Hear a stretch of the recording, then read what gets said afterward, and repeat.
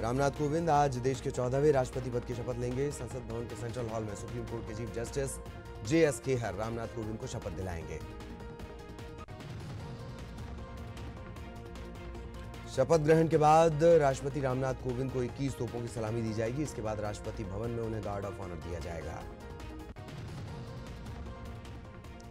इससे पहले राष्ट्रपति भवन की बग्घी और अश्व रक्षकों का काफिला नए राष्ट्रपति रामनाथ कोविंद के घर जाएगा, जहां से उन्हें लेकर राष्ट्रपति भवन वो काफिला वापस पहुंचेगा और यहां से प्रणब मुखर्जी और रामनाथ कोविंद संसद के सेंट्रल हॉल आएंगे। शपथ ग्रहण से पहले रामनाथ कोविंद सुबह 10:30 बजे राजघाट जाएंगे। राष्ट्रपिता महात्मा गांधी को श्रद्धा सुमन अर्पित करेंगे।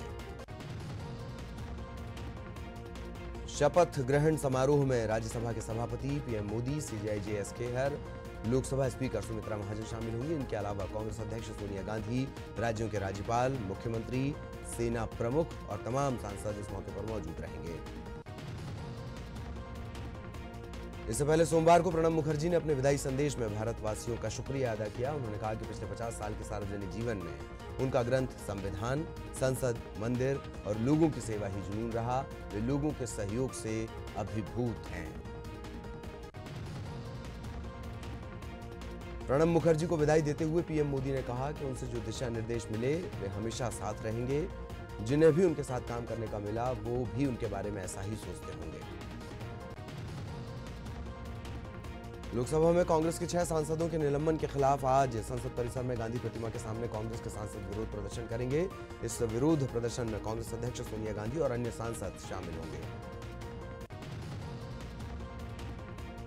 पश्चिम बंगाल कांग्रेस भी प्रदेश भर में 6 सांसदों के निलंबन के खिलाफ आज रैली निकालेगी। निलंबित सांसदों में पश्चिम बंगाल के कांग्रेस अध्यक्ष और सांसद अधीर रंजन चौधरी भी शामिल हैं। लोकसभा में सोमवार को प्रश्नकाल के दौरान कांग्रेस सांसदों ने मॉब लिंचिंग मुद्दे पर जमकर हंगामा किया और स्पीकर पर कागज के टुकड़े फेंके। इसके बाद स्पीकर ने कार्रवाई करते हुए 6 सांसदों के 5 दिन अंदर आने पर रोक लगा दी। कांग्रेस नेता शंकर सिंह वाघेला के अचानक इस्तीफे के बाद गुजरात कांग्रेस की कोर कमेटी ने आज एक हाई लेवल मीटिंग बुलाई है। इस मीटिंग में विपक्ष के नेता के मुद्दे पर चर्चा होगी। कश्मीर से 4 और अलगाववादी नेताओं को गिरफ्तार कर देर रात दिल्ली लाया गया। इससे पहले कल ही NIA 7 अलगाववादी नेताओं को जांच और पूछताछ के लिए दिल्ली CBI हेडक्वार्टर लेकर आई थी। टेरर फंडिंग मामले में श्रीनगर से NIA ने इनकी गिरफ्तारी की है। इराक में लापता 39 भारतीयों की सलामती के बारे में इराक के विदेश मंत्री डॉक्टर इब्राहिम ने कुछ भी कहने से साफ इनकार कर दिया। अल-जाफरी ने कहा कि उनके पास कोई पुख्ता है जो 39 भारतीय हैं वो जिंदा हैं या फिर मारे गए। को प्रश्नकाल के दौरान कांग्रेस सांसदों ने मॉब लिंचिंग मुद्दे पर जमकर हंगामा किया और स्पीकर पर कागज के टुकड़े फेंके। इसके बाद स्पीकर ने कार्रवाई करते हुए 6 सांसदों के 5 दिन अंदर आने पर रोक लगा दी। कांग्रेस नेता शंकर सिंह वाघेला के अचानक इस्तीफे के बाद गुजरात कांग्रेस की कोर कमेटी ने आज एक हाई लेवल मीटिंग बुलाई है। इस मीटिंग में विपक्ष के नेता के मुद्दे पर चर्चा होगी। कश्मीर से 4 और अलगाववादी नेताओं को गिरफ्तार कर देर रात दिल्ली लाया गया। इससे पहले कल ही NIA 7 अलगाववादी नेताओं को जांच और पूछताछ के लिए दिल्ली CBI हेडक्वार्टर लेकर आई थी। टेरर फंडिंग मामले में श्रीनगर से NIA ने इनकी गिरफ्तारी की है। इराक में लापता 39 भारतीयों की सलामती के बारे में इराक के विदेश मंत्री डॉक्टर इब्राहिम ने कुछ भी कहने से साफ इनकार कर दिया। अल-जाफरी ने कहा कि उनके पास कोई पुख्ता है जो 39 भारतीय हैं वो जिंदा हैं या फिर मारे गए। केंद्र सरकार ने समुद्री सीमा को महफूज रखने के लिए एक बड़े प्रोजेक्ट को हरी झंडी दिखाई है। इसके लिए 70,000 करोड़ की लागत से बनने वाली सबमरीन को मंजूरी दी गई। इसका नाम प्रोजेक्ट 75 रखा गया है। भारतीय कंपनियां विदेशी कंपनियों के साथ मिलकर ये सबमरीन विकसित करेंगी। नोटबंदी के बाद काले धन पर नकेल कसने के लिए कर विभाग ITR में बदलाव करने वालों की पहचान में जुटा हुआ है। फिलहाल कर विभाग ने ऐसे 30,000 से ज्यादा कर चोरी के मामलों पर नजर बनाए रखी है और जांच जारी है।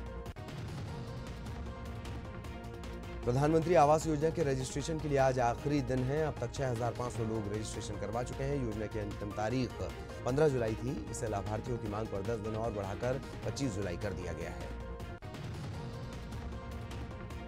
संसद में पेश की गई सीएजी की रिपोर्ट बेहद निराशाजनक रही। रिपोर्ट में बाढ़ से नुकसान संपत्तियों के लिए सरकार की गलत नीतियों को जिम्मेदार ठहराया गया, जबकि 4 राज्यों के शुरू किए गए 48 प्रोजेक्ट के लिए जारी की गई पहली किश्त में 221 महीने की देरी का जिक्र है।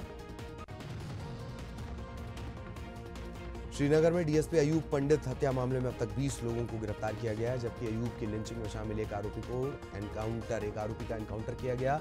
जम्मू कश्मीर पुलिस के मुताबिक इस मामले में और गिरफ्तारियां हो सकती हैं। पेपर लीक होने की वजह से यूपी में दारोगा की भर्ती की ऑनलाइन परीक्षा रद्द कर दी गई है। ये परीक्षा 25 और 26 जुलाई को होनी थी।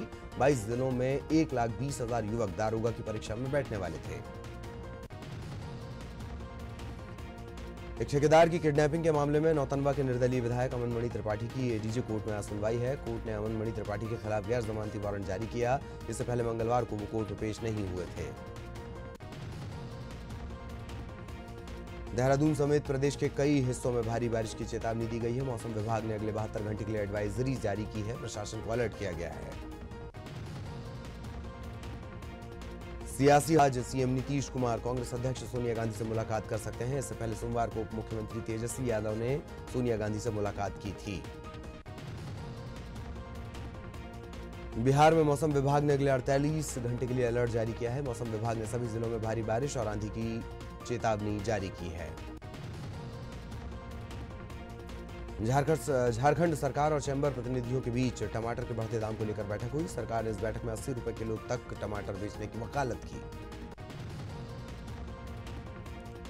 झारखंड में पिछले कई घंटों से मानसून पूरी तरह सक्रिय। यूनिवर्सिटी से एक युवक को अगवा कर लिया गया। बताया जा रहा है कि वीनस वालिया नाम के छात्र को 2 गाड़ियों से आए अपराधियों ने अगवा किया। पुलिस पड़ताल जारी है। सुकमा में सर्चिंग के दौरान पुलिस ने माओवादियों का कैंप ध्वस्त कर दिया। भारी मात्रा में यहां से विस्फोटक बरामद हुआ है।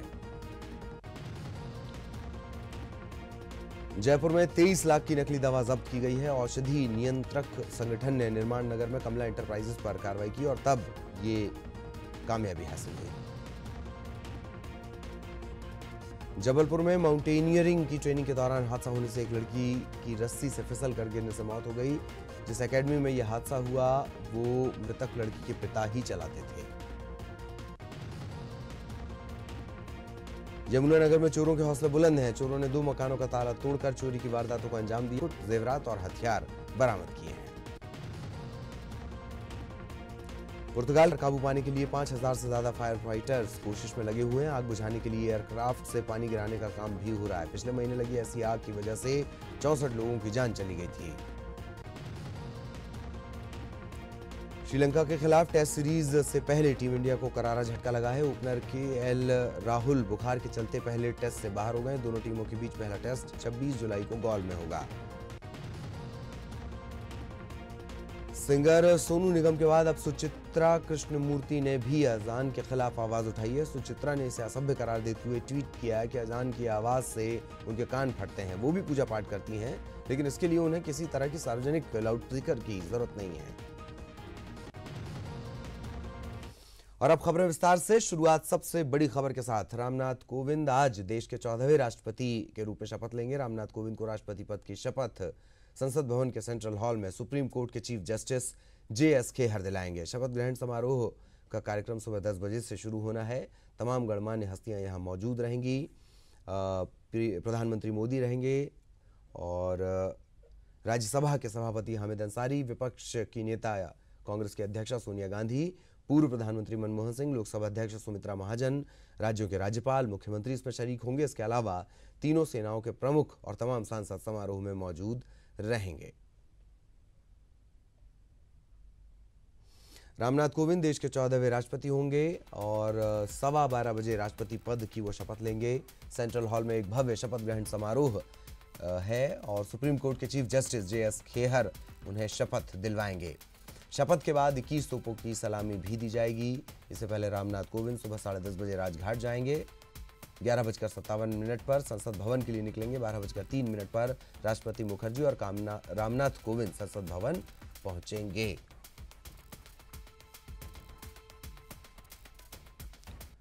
आइए अब आपको ग्राफिक्स के जरिए भारत के नए राष्ट्रपति रामनाथ कोविंद के पारिवारिक, शैक्षणिक, पृष्ठभूमि के बारे में बताते हैं। प्रथम नागरिक कोविंद की पारिवारिक पृष्ठभूमि 1 अक्टूबर 1945 को कानपुर देहात के पारोख में उनका जन्म हुआ। पिता मैकूलाल वैद्य थे जो गांव में किराने की दुकान चलाते थे। यूपी के सामान्य मध्यम वर्गीय परिवार से हैं रामनाथ कोविंद। कोविंद की शादी 30 मई 1974 को सविता कोविंद के साथ हुई। इनके एक बेटे प्रशांत हैं और एक बेटी का नाम स्वाति है। रामनाथ कोविंद के परिवार में 4 भाई और 2 बहनें हैं। एक भाई मध्य प्रदेश में अकाउंट अफसर के पद से रिटायर हुए हैं। रामनाथ कोविंद के एक भाई सरकारी स्कूल में टीचर हैं, 2 भाई कारोबारी हैं। शिक्षा दीक्षा इनकी कानपुर के स्थानीय स्कूल से हुई। कानपुर विश्वविद्यालय से स्नातक और विधि स्नातक किया। प्रशासनिक सेवा की तैयारी में जुटे कानपुर से दिल्ली आ गए। व्यावसायिक पृष्ठभूमि प्रशासनिक सेवा में चयन न होने के बाद वकालत शुरू कर दी। पहले हाईकोर्ट में प्रैक्टिस शुरू की, सुप्रीम कोर्ट के वकील बने। वकालत के दौरान गरीबों दलितों के लिए मुफ्त में कानूनी लड़ाई लड़ी। 1977 में मोरारजी देसाई की सरकार में पीएम के निजी सचिव बने। 1980 से 83 तक केंद्र सरकार के सुप्रीम कोर्ट में स्थायी वकील भी रहे। दिल्ली प्रवास के दौरान ही कोविंद का राष्ट्रीय स्वयंसेवक संघ से जुड़ा हुआ। राजनीतिक पृष्ठभूमि 1991 में सक्रिय रूप से वो राजनीति में जुड़े। घाटमपुर लोकसभा सीट से बीजेपी के टिकट पर चुनाव लड़े। घाटमपुर लोकसभा सीट से चुनाव हार गए। अल्पसंख्यक प्रकोष्ठ में अहम जिम्मेदारियां मिली और भी तमाम तरह की जिम्मेदारियां उनके पास रहीं।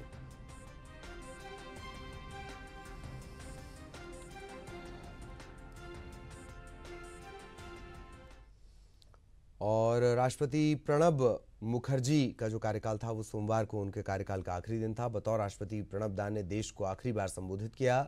अपने संबोधन में प्रणब दा ने कहा कि देश में बढ़ रही हिंसा पर उन्हें चिंता है। देश को फिर से अहिंसा का पाठ पढ़ाने की जरूरत है। इसके अलावा उन्होंने नवनिर्वाचित राष्ट्रपति रामनाथ कोविंद को बधाई देते हुए उनका स्वागत किया। आपको बता दें कि प्रणब दा को रविवार को संसद भवन के सेंट्रल हॉल में भव्य समारोह के जरिए विदाई दी गई। And extend a warm welcome to Sri Ramnath Kovind, the President to be, and wish him success and happiness in the years to come. Our public discourse from all forms of violence, physical as well as verbal. Only a non-violent society can ensure the participation of all sections of the people, especially the marginalized and the dispossessed, in the democratic process.